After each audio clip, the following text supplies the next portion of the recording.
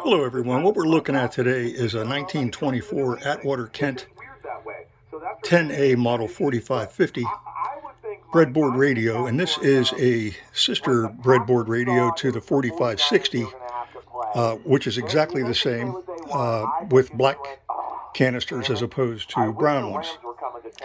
And this breadboard has been fully restored. New high voltage capacitors have been replaced under the board.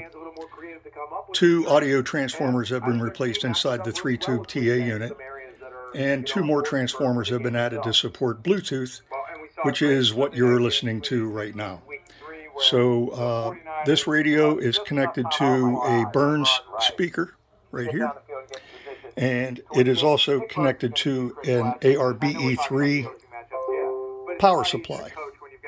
And I have my laptop computer paired with this Bluetooth device, which is connected to the back of the TA unit. See if I can show you that.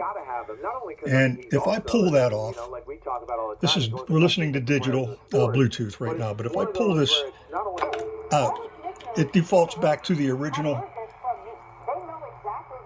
analog AM radio. And that little 3.5 millimeter female port is what connects the Bluetooth device into the breadboard.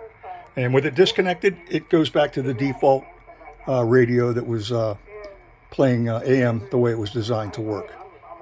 So this has all been 100% fully restored. The board itself has been refinished.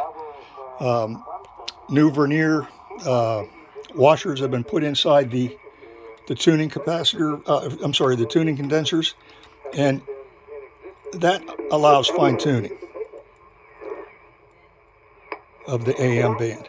During the crowd, what did these head coach think about this? Because they obviously were not, they were the ACC champion, and in an expanded field, Pitt would have got in. But anyway, this is the, let me see if I can kind of out-tune this a little bit too, so I can talk. But anyway, if anybody has any questions, please let me know. I will respond to them just as soon as I can.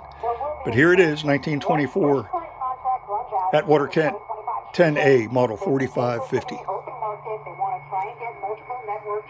Thank you.